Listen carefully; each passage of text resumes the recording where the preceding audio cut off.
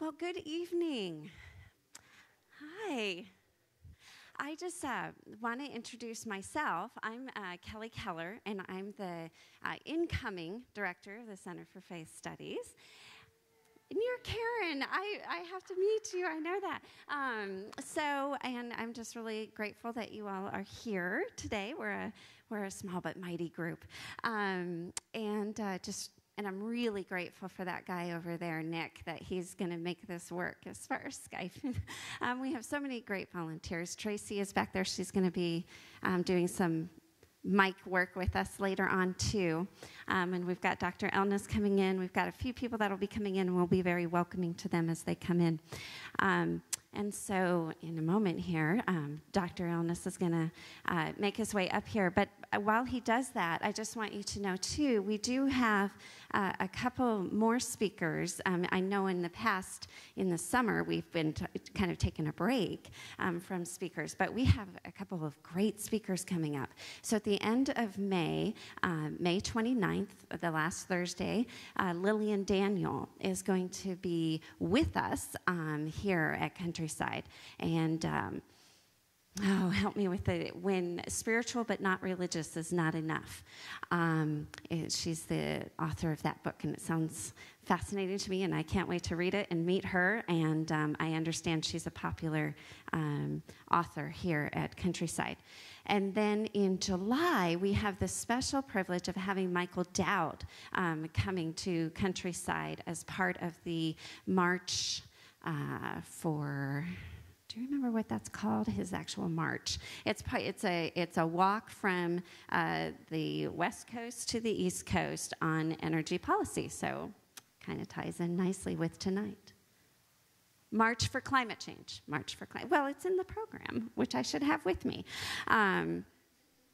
So there we go. Anyway, without further ado, we do want to get Bill up on the screen here sooner than later, and we also want to invite Dr. Elnis up to introduce Bill and our speaker this evening. Oh, and before we do that, I do want to recognize David Corbin for helping us get Bill actually successfully on the screen tonight, too. Thank you very much for showing up. Thank you. Dr. Elnis? Good evening to those of you who are here and physically, and also to those of you who are joining us online tonight. We've been looking forward to Bill's coming and also testing a new way of doing a Center for Faith Studies event via Skype. We loved his idea that he's trying to reduce the carbon footprint and by not flying around everywhere, and thought that's brilliant. And maybe if that works, we can do future speakers this way as well, or more of them.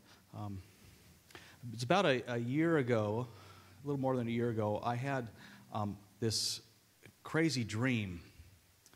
And the dream was that myself and the whole congregation of Countryside Community Church was in an instant uploaded to an alien spacecraft. And I don't normally dream about aliens, just so you know. But we were uploaded to an alien spacecraft, and then just about as quickly we were downloaded or transported to a new world, a different planet. And it was an amazingly beautiful planet. It looked basically exactly like Earth. We were up in the mountains, and there was just beautiful mountain lakes and meadows and so forth. And one of us turned to the alien and said, isn't this Earth? And the alien said, oh, no, it's not Earth. It looks like Earth, except there's just two things about it. It's a lot more fragile than Earth. That if you guys don't learn how to get along with each other and how to get along with the environment, you will not exist past your generation.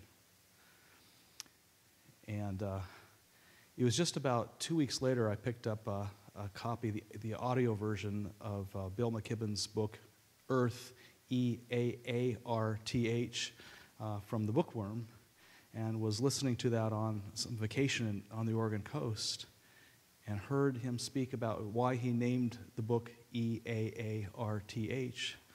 So that we really should be thinking about, we live in this generation on a different planet. I mean, the things have changed enough. about our environment that's far more fragile than our ancestors lived on. And that we need to get used to. That's why he changed the name of Earth. And I thought, oh my gosh, Bill McKibben's a space alien.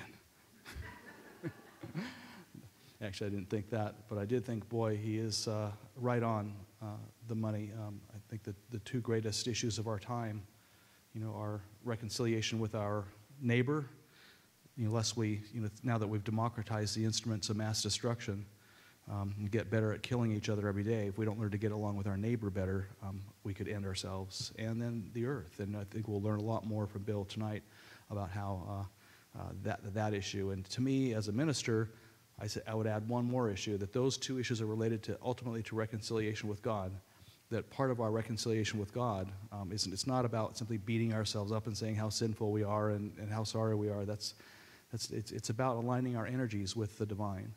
And the energies of the divine, I'm certain, if these are the two greatest issues of our time that could actually end human civilization as we know it in the next couple hundred years, the energies of the divine are about reconciliation with our neighbor and reconciliation with the earth. That's part of how we become reconciled with God.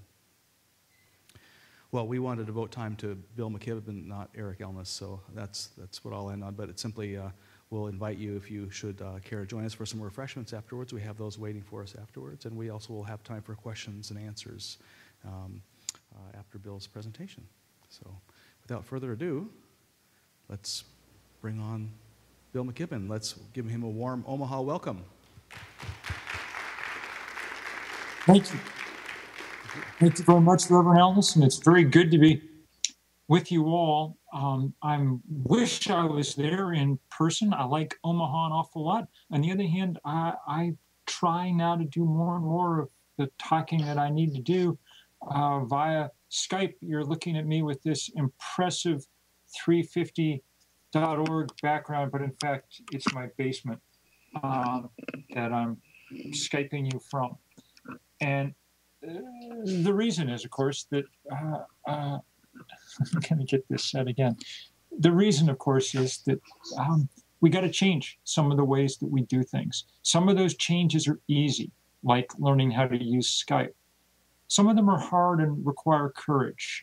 About 10 hours ago, 12 hours ago, in the early morning hours in Cambridge, Massachusetts, in Harvard Yard, the Harvard chaplain, John Bach, joined students who had been sitting in on the steps of the president's office to demand that Harvard divest its stock in fossil fuel companies, the companies that are driving the climate change crisis that we see around us.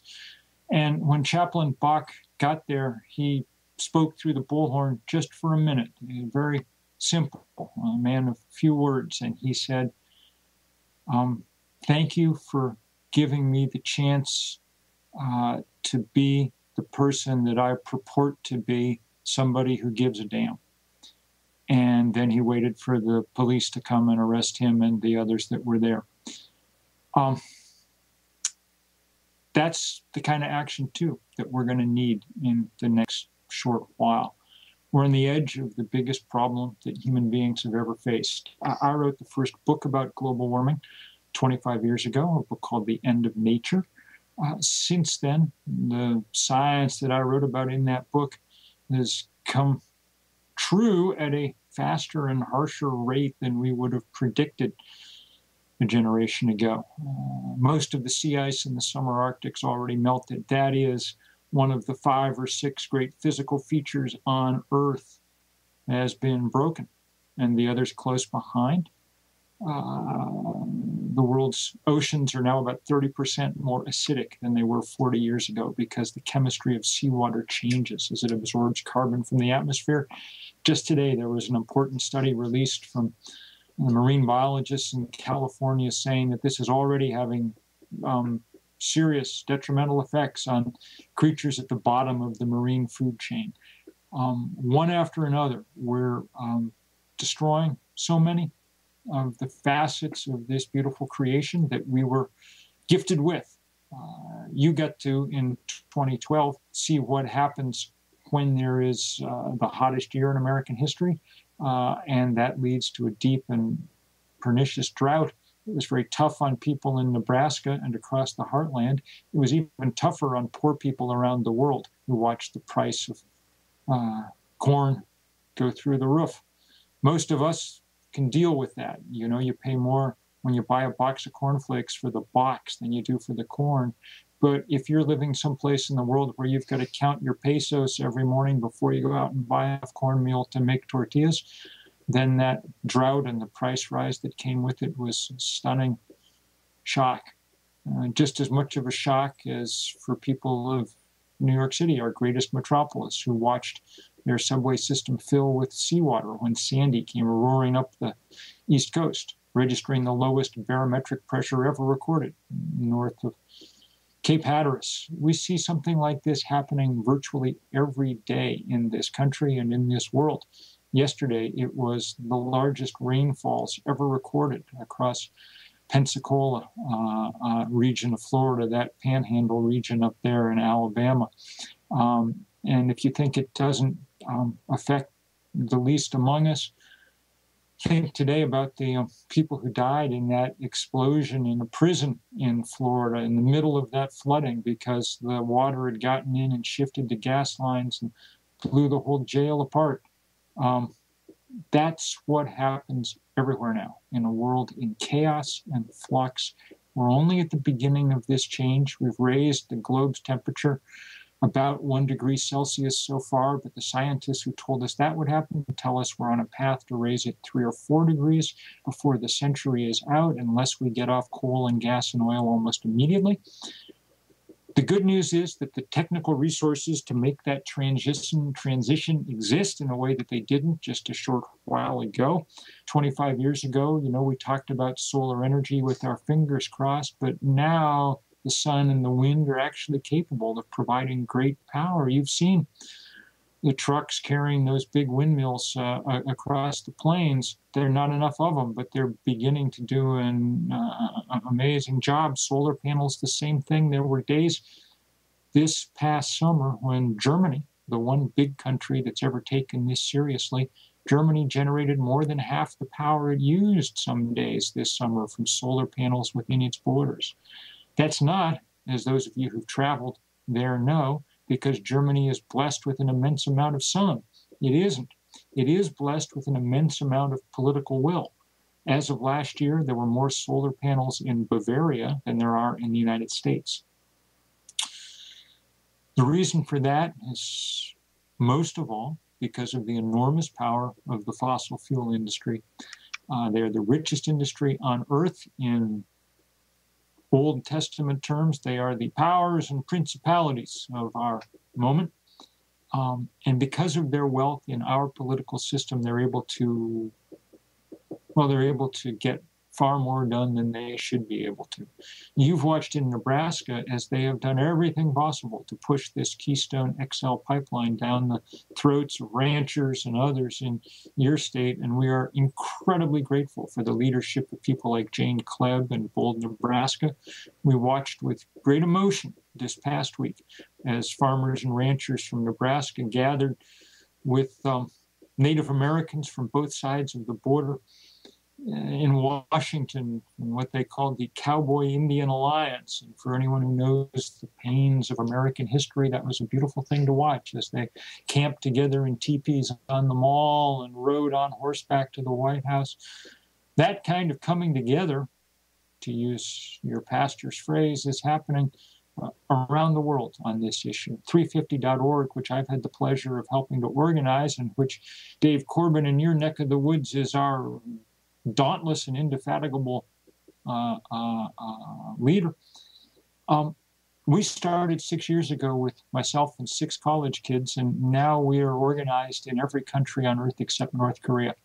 CNN has called it the most widespread political activity in the planet's history, with demonstrations, about 20,000 so far, in 191 countries. That's good news. It shows that there are people all over the world willing to stand up to the power of the fossil fuel industry and begin to make some change. Some of that change that's needed is pretty obvious. There should be a price on carbon that reflects the damage that it does in the atmosphere. Every economist, left, right, and center, has said that now for upwards of 2 decades, but we haven't gotten anywhere because of the great power of the fossil fuel industry. And so increasingly we confront them. We confront them in several ways. We play defense against bad projects like the Keystone Pipeline.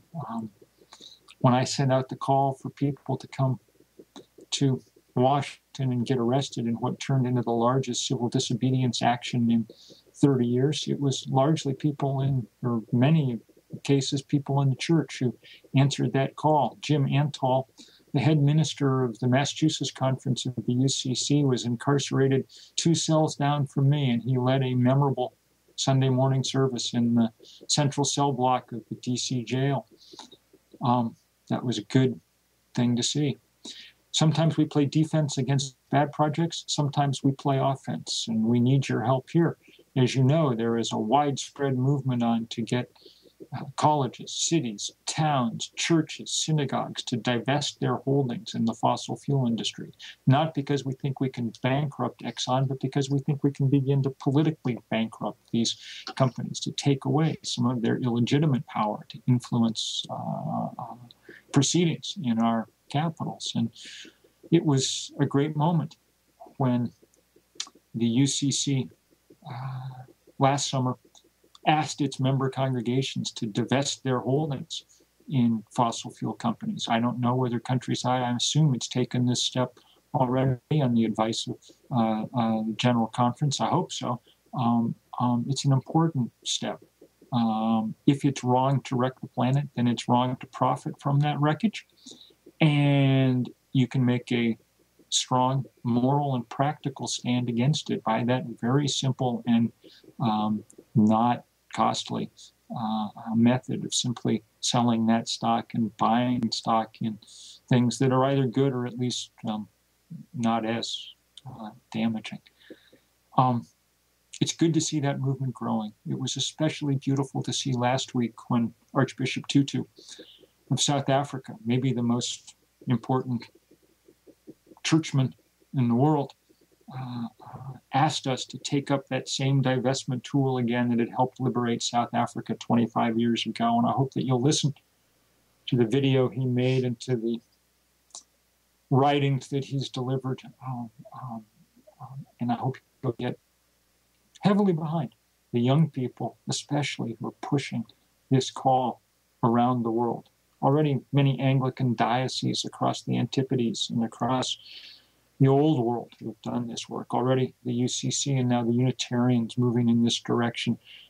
It's beautiful to watch this kind of coming together. There'll need to be much more of it. Our only hope to counter the money that the fossil fuel industry has is with other currencies, currencies of movements, passion, spirit, creativity. Sometimes we do have to spend our bodies, put them on the line, go to jail. It's not much fun, but it's not the end of the world. And I'm just guessing here. I'm seeing you all from the back, not the front. But I'm seeing at least a few people with gray hair like mine there. And one of the things that I want to say to you is that though young people are leading this movement, all of us have an important role to play. In fact, when we went to get arrested in Washington at the start of that Keystone fight, one of the things I said when I asked people to come was that I didn't think young people, college students, high school students should have to be the cannon fodder in all of this. Because let's face it, right now in our economy, if you're 22 years old, maybe an arrest record is not the best thing for your resume. One of the unmixed blessings of growing older is that past a certain point, what the hell are they going to do to you? And that's why it was nice to see a lot of people with hairlines like mine show up there for that fight. We didn't ask people as they were going to jail, how old are you? Because that would be rude. But we did, I think, quite cleverly say, who was president when you were born? And the two biggest cohorts had been born in the FDR and the Truman administrations. On the last day, there was a man arrested with a sign around his neck that said World War II vet, handle with care. He'd been born in the Warren Harding administration, which is long enough ago that I'd forgotten there was a Warren Harding administration. But it was beautiful to see. The other thing we asked people when they came to get arrested was, would you please wear a dress or a necktie? I usually only wear that to church. I'm a Methodist myself, a Sunday school teacher, though I grew up in the UCC. But we asked them that because we wanted to make a visual point. And the point was, there's nothing radical about what we're talking about. Nothing at all. All we're talking about is trying to do what we were asked to do on the first page of the good book, which is exercise dominion over this planet. Exercising dominion doesn't mean wrecking it. It doesn't mean treating it like some kind of evil babysitter who, the parents come home and the kid has tattoos and piercings and things. Doesn't mean trashing the planet. It means taking care of this beautiful place that we've been given. That's not a radical call. Radicals work at oil companies. If you are willing to alter the chemical composition of the atmosphere, once you've been warned by scientists, once you've been warned by watching the Arctic melt, if you are willing to do that in order to accumulate a fortune, then you are a greater radical than anyone who's come before us in this species. And it's that radicalism we need to check. In fact, if you think about it, by asking for a planet that resembles the one God gave us, we're behaving more or less as conservatives in this fight, and I think that that's an important point to keep making. I'm going to stop in a second because I really am more interested in any questions you might have, but I just want to thank you very much for playing this part, for people like David Corbin, and for people like the leaders of your church, and for people across the faith community. Because it's been exciting around the world to see that faith community across denominations, across religions, rally to this fight. I don't know that we're going to win this fight. The time we have to win it is very short. It's not like other battles where if you don't win for a while, you can always come back and win later. The civil rights movement took really 100 years, from the end of the Civil War to the rise of Dr. King. We don't have a Dr. King, and we don't have 100 years. If we don't win soon, we won't win at all, and the physics is not going in our direction at the moment. So I don't know that we're going to win the fight. The other side's very powerful. They have all the money. I'm no theologian, but they have more money than God. What we have is solidarity between human beings. I've been all over the world, talking with people in every corner of the planet, many of them in places that have done absolutely nothing to cause the problem that we find ourselves in. These are our neighbors, the people we are instructed in the Gospels to love.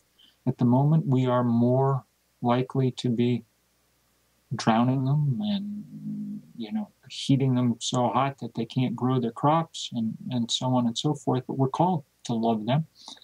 And the way to express that love is in these places that have this power to build the kind of movements that change things fast. That's what we're about at 350.org. And I am very glad that some of you, anyway, are with us in this fight. But I return to where I began in saying that there's no use just being in this fight rhetorically or doing the easy things. I return to what that chaplain at Harvard said minutes before he was arrested, which is, I thank you for the chance to prove that I'm the person I say I am, someone who gives a damn. And you don't need to get arrested, but you do need to do some things that demonstrate in powerful ways what it means to be a person of faith when the worst thing that's happened on the planet is in the process of happening, and while we still have some room, just a little, to do something about it. So thank you all very, very much.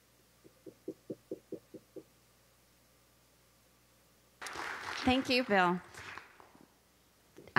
Before we start the questions and answers, I did want to immediately turn it over to David, because I think we just heard a call to to us to do something. And if you're like me, we're like, what do we do?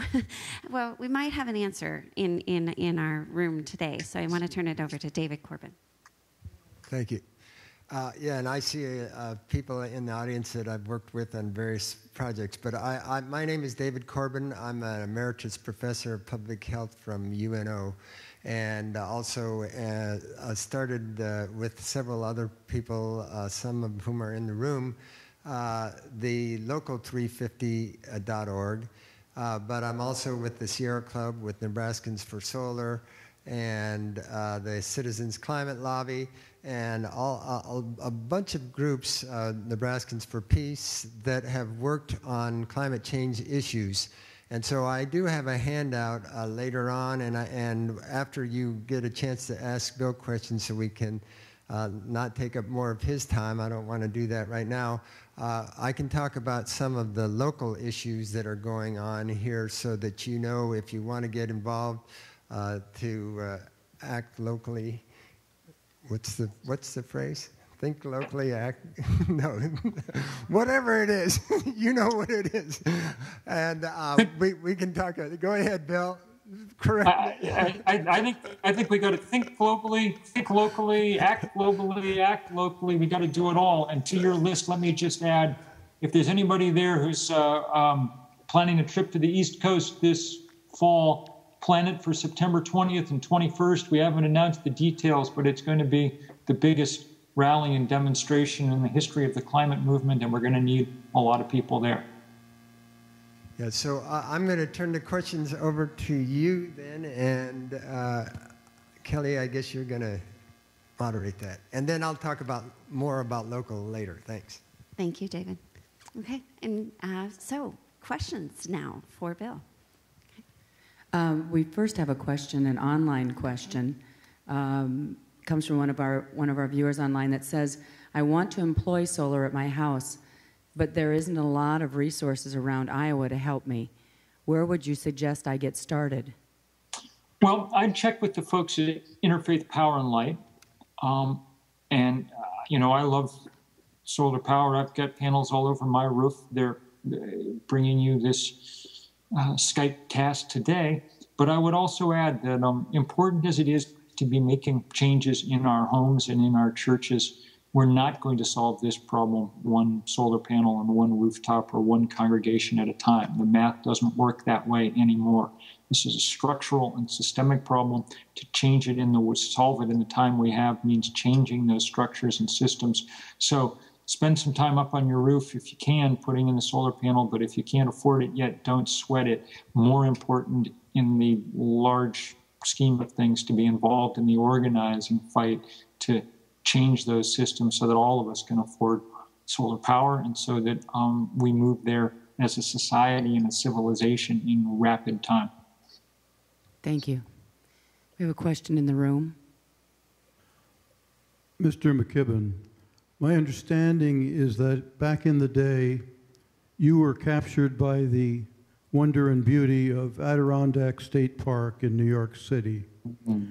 Now you are a great and I think a very effective spokesman on a global level. My question is, what has that transition made to you as a person? Well, I'm glad that in my early years, I got to spend an immense amount of time in the woods and in the mountains. It was very important to me.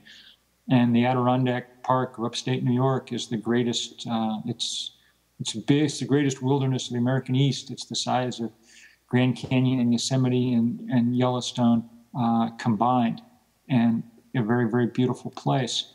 And it's very deep in me. I sadly get to spend way less time in the woods anymore than I would like to, but I'm glad I soaked it up. And it helped me understand at a very visceral level what the threat to this world feels like. And it gave me the great desire to pass on a working world and a beautiful world to my daughter and to the next generations. So though I don't spend as much time hiking as I like to when I lay awake at night, those are the scenes that come up in my head and console me. Thank you. We have another question from an online viewer who asks, can we hope to have adequate investment and return on that investment in alternative energy when prices of fossil fuel are comparably low? We Americans seem to make decisions based on economics. Yeah, no, the price of fossil fuel is, of course, artificially low because it's the only fossil fuel industry is the only industry in the world who doesn't have to pay to put out its waste. It gets to use the atmosphere as an open sewer.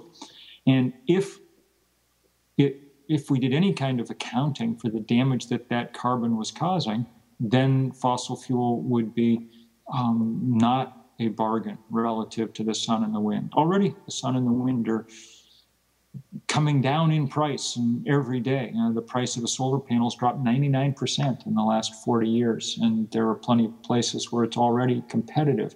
But even in those places, the fossil fuel industry works hard to make sure it doesn't get a foothold. In Arizona right now, people like the Koch brothers are working hard to put in legislation that effectively makes it impossible to put up solar panels or makes it very, very difficult. So this is a political fight in the end. That's the key thing. And that's why we're so focused on, if we can, through processes like divestment, weaken the fossil fuel industry some, then we can put that price on carbon that every economist has long agreed is a basis for real action.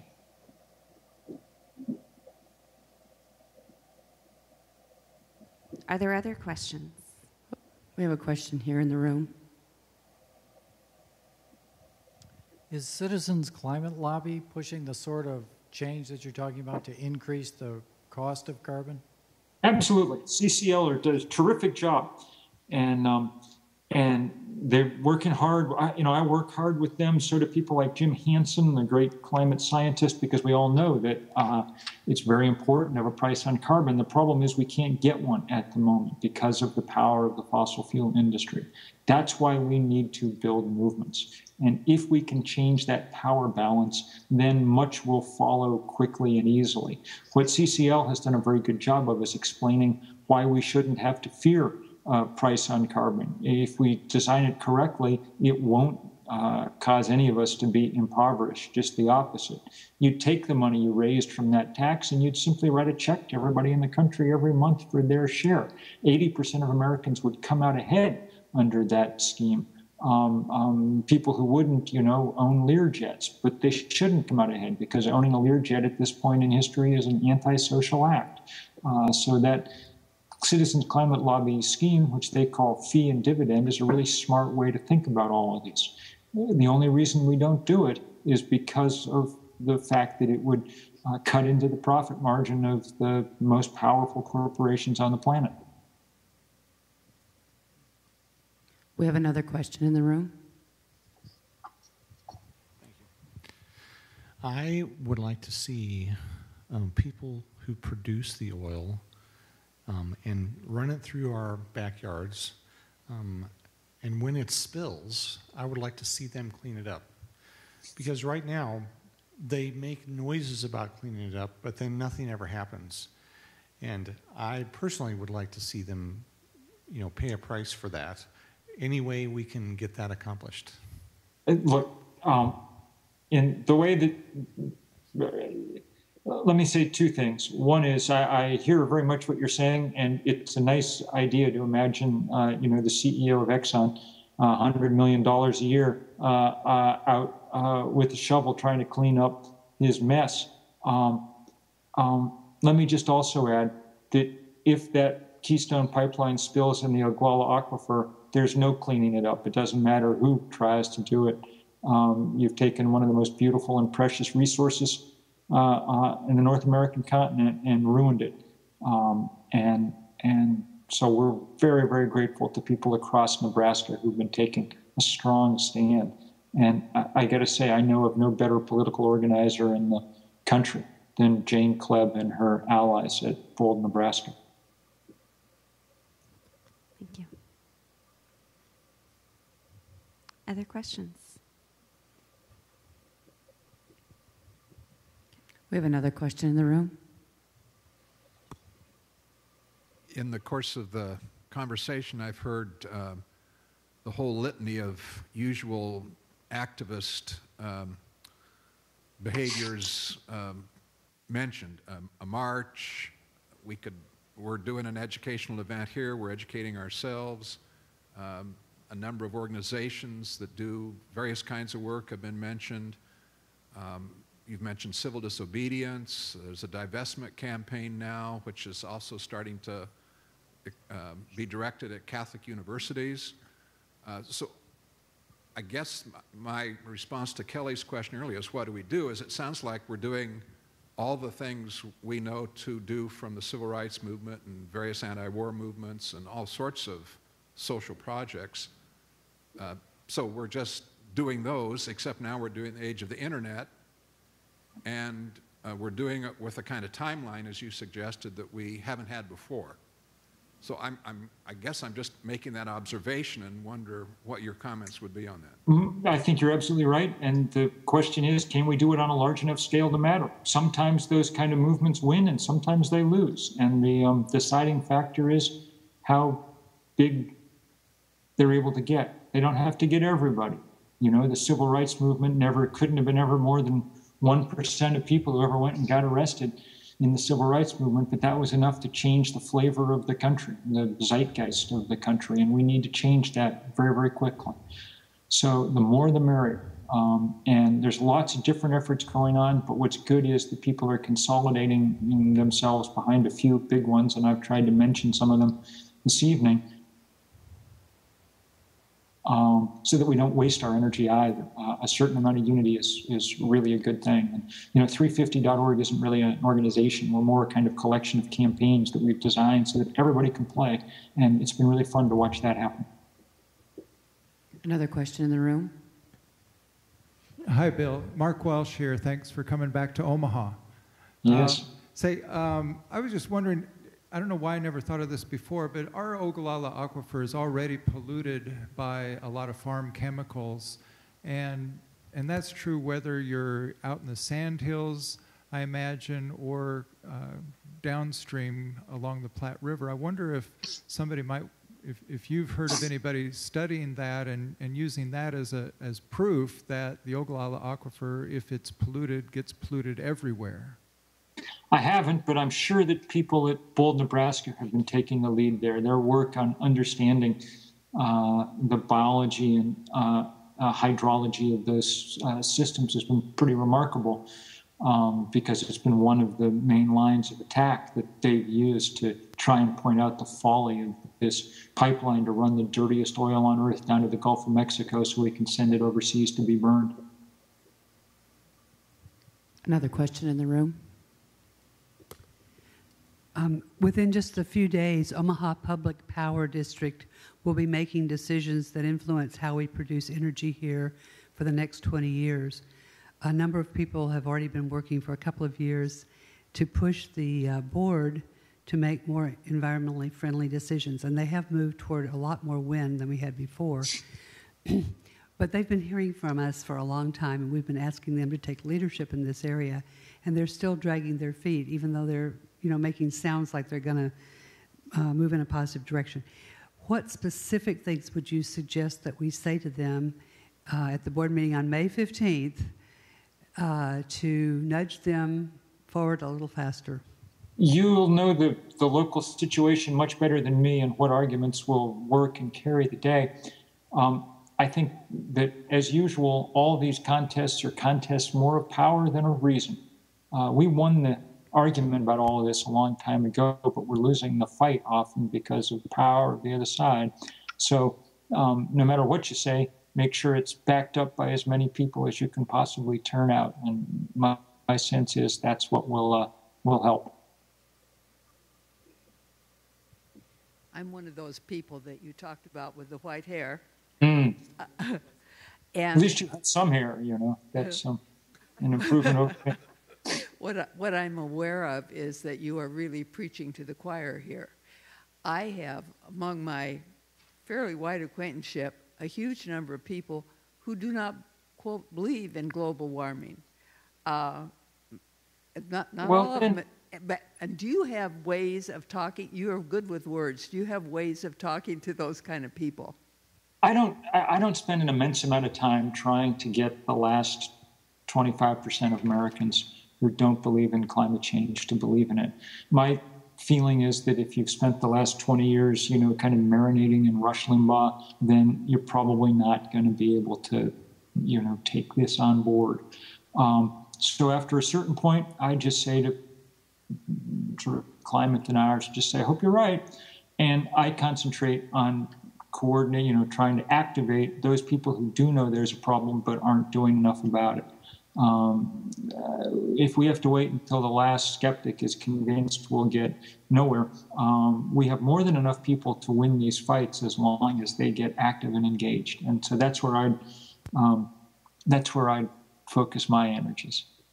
But for people who are skeptical about all this, the great persuader, the great teacher is Mother Nature, and she is doing her best year after year to make clear what's going on.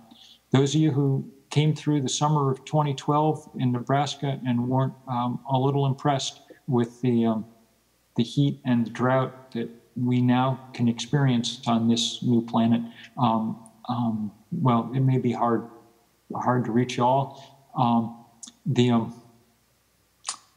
The polling data makes it very clear that there's a great age difference here, and that young people are very firm in their understanding of this problem. And as the older we get, and maybe the harder it is for some people to change or to imagine new habits, the less willing to engage this. But that just means that those of us of a certain age who will take it on are all the more precious and useful in this fight. Another question here. Good evening. It's really a pleasure to have the opportunity to visit with you. My question is going to go back to your earlier statement about the tripling of corn prices in Mexico, because we diverted 29% of our corn crop to ethanol. Yep. Other people are bearing the cost of our initiatives to reduce energy. That's a perfect example of it, the unintended consequences. And when you go to economies like Vietnam, and thank you for your initiatives to get Paul Rosali's book about Mother of God, about the destruction of the Amazon. I just recently finished that. It's excellent reading, really excellent reading. But they feel they're bearing the cost of our initiatives. And when you go to North Vietnam and you can't really breathe because the pollution from China is sinking south, but they look at that as you developed your economy and now you want us not to do that. So how do we get a sort of global consciousness of the consequences of decision making, because we are really looked at as causing many problems through these initiatives. And we do cause many problems. And the ethanol initiative is a good example. I mean, it was never about new fuel sources. It was always a program to get higher prices for big agricultural interests, and that's who fought for it. And it's not a good idea. The energy balances don't work. It's folly on many fronts. Globally, there's no question, but one of the things we need to do is provide a large quantity of help from north to south in order to allow countries across Asia, Africa, and Latin America to leapfrog the fossil fuel age and go straight to renewables. They have the sun and the wind. They're ideally located often in the tropics. What they don't have is the technology and the money to do it right away. It would be cheapest for them to do what we did, which was burn coal. And we have no moral right to tell them not to, because that's how we got rich. We need to take a tiny fraction of those riches that we built up in 200 years of filling the atmosphere with carbon, and we need to transfer them north to south to make sure that those obligations are met. And that'll be one of the things we're talking a lot about in New York, because the focus will be on the global climate leaders, global leaders coming to the UN for this climate summit. And those obligations will be one of the key things. Bill, David Corbin again. I wondered if you've seen any of the Years of Living Dangerously and what your reaction is to it? yes, I think it's very good, and I would urge people to watch it. I think it's powerful, and I think it's the kind of thing maybe to show your neighbors who don't believe in climate change, because it makes the case pretty powerfully. I'm glad that it's on. David, I'm going to leave this with you now because I've talked on too long, and what's important is to get your advocacy going there locally and find out what people can do to plug in locally, because I know then you'll also plug them in nationally and internationally when these big occasions like New York in September arise. But I just want to thank you all and say, I know sometimes I'm a little stern. I'm inspired by people like that pastor at Harvard this morning, who not only said the right things, but stood and took the consequences. It strikes me that that's the kind of call that as people of faith we can really admire and try to live up to. And I'm very glad to be shoulder to shoulder with you all in this work and look forward to seeing you in person. Thank you all very much. Thank you. I think we just hang. One more question.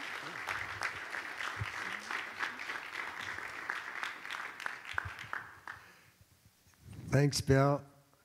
And I wanted to just take a few minutes to tell you about what's happening locally. For those of, I know a lot of you do know, and maybe some of you don't know. I brought some handouts. One of the things that I see 350, the local 350, is that we make connections with other groups, kind of like Bold, Nebraska has partnered with the Sierra Club and with 350 and with Native American groups in both Canada and the United States. And it's the first time, because I've been an environmentalist most of my life, that I've seen those groups working so well together. I do have a handout that tells you about our Facebook page on 350s.org Nebraska. So if you want to see what's going on locally, although we also publicize things that are going on nationally.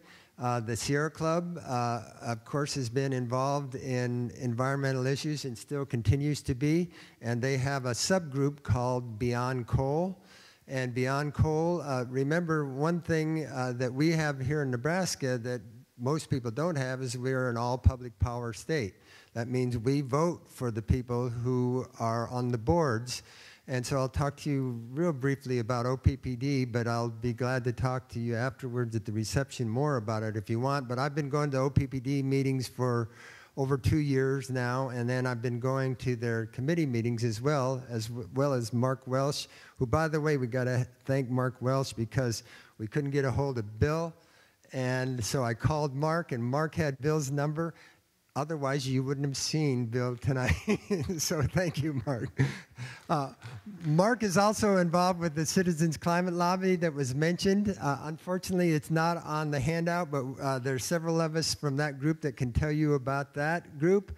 I have on here Nebraskans for Peace, which Mark is also involved, and several of you in the room are involved with, because they're working on climate change issues. Nebraskans for Solar, there was a question about solar, and they are currently, we've done some solar hot water on Habitat for Humanity houses, and we're raising money for more of that. I have a handout if you want that. But the one that's kind of worked together is Clean Energy Omaha, which is a combination of all of those groups that I've mentioned already. And they put together what we think is a good plan for what OPPD should be doing. And although we're very grateful, but we, I think, should pat ourselves on the back and take credit for the fact of that they've gone to so much wind. I don't think they would have done it had we not been at their meetings and kept telling them about that. We should give ourselves credit for that, but it's not over. They still haven't replaced any of the fossil fuels. So the coal plant in North Omaha, the American Lung Association just came out with a report card. Our air in Douglas County gets a C from them. If you think a C is good for the air you breathe, I happen to have asthma, and I know that even, the 350 comes from 350 parts per million of carbon dioxide in the atmosphere. It's now pushing 400 and sometimes over 400. So when you're measuring things in parts per million and sometimes parts per billion that can have adverse effects on our health, such as mercury in parts per million, just small parts per million can have, it's a neurotoxin like all the lead that we had to have the major Superfund site here in Omaha. We don't want to add another heavy metal neurotoxin, which we are doing. So per unit of how much energy it puts out, it's in the top 5 of the amount of mercury that it produces. You might know that the EPA just came out, the Supreme Court just ruled that it's okay for the EPA to regulate air that crosses states, and say, well, it may not be polluting where you are, but it could be polluting those people that are downwind or, in the case of water, downstream. So there's a lot of things that are going on locally. The clean energy group covers everything from solar, wind, shutting down coal plants, energy efficiency. It always seems strange to me that OPPD works with United Way and now 4 other organizations so that people can't pay their electric bill. They will try to help them pay the electric bill. But right now they're doing nothing to help them to make their homes energy efficient so their electric bills aren't so high. So it's kind of backwards if you ask me. So we're working on things. We would certainly welcome more people that want to get involved. So the handouts that I have will give you opportunities to do that. If you wish, there's plenty of other people in the room that are involved in that. I kind of asserted myself into this meeting because I, along with others in here, started a local 350, and I thought, well, if he's going to be here, it would be nice for people to know what's going on locally as well. So you didn't come to hear me, but I'll be glad to answer questions if that's appropriate at this time. Elaine. Oh. Citizens Climate Lobby people stand up. So there's 4 of us here.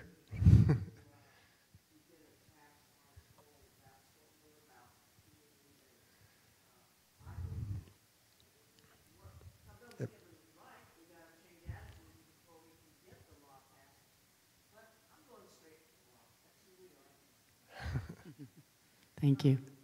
I'm representing OTOC, Omaha Together One Community. Omaha Together One Community, OTOC, is taking a stance on the decisions that OPPD is going to be making late May or early June. It's really important that as many people show up as possible for the OPPD board meeting on May 15th at 10 o'clock. If we have 50 people there, that will show them that that we're representing a much larger group within the community, and we need to ask them to close the North Omaha coal plant and do a lot of other things that we're writing the letter to them about. And on the handout, I do have the Omaha, it's oppdlistens.com, and I have a direct link to where you can send your comments online to them. So if you think we should be getting off of fossil fuels, and you haven't already contacted them, then this would be a quick opportunity for you to do it. If you can't be at the meeting on the 15th at 10 o'clock, that's at the Energy Plaza, which is right across from the Orpheum, right across the street from the Orpheum.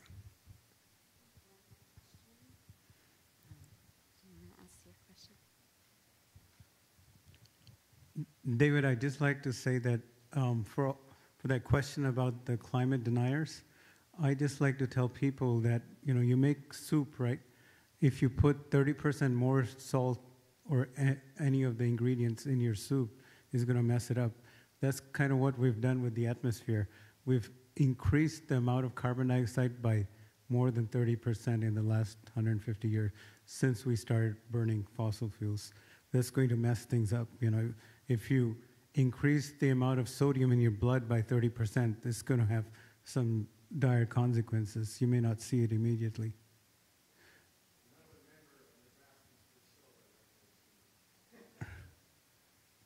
Right. We need to do a lot more for efficiency.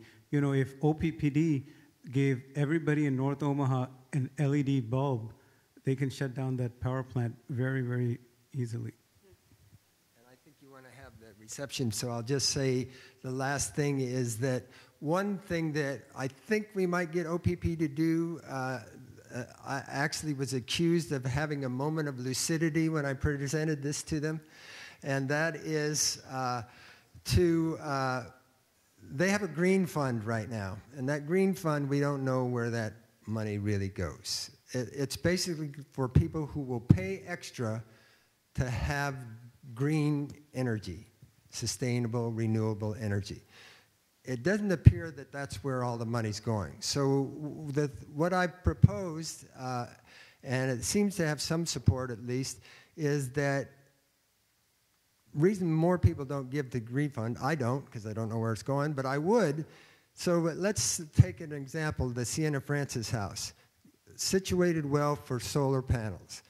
That if we all knew that that's where our green money was going and it would be helping those people who are homeless, more people would give, and then we could put solar panels on that. But here's the self-perpetuating part. It's no cost to OPPD because the people are paying for that extra. It's no cost to Sienna Francis House. They're getting it for free. But what we would ask them to do is to take a certain percent, let's say 25% of their savings on energy, and it's thousands of dollars per month that they pay. Take a certain percent of that to go to the next project. So each one that has it then takes a percentage of their savings, and then it perpetuates over time.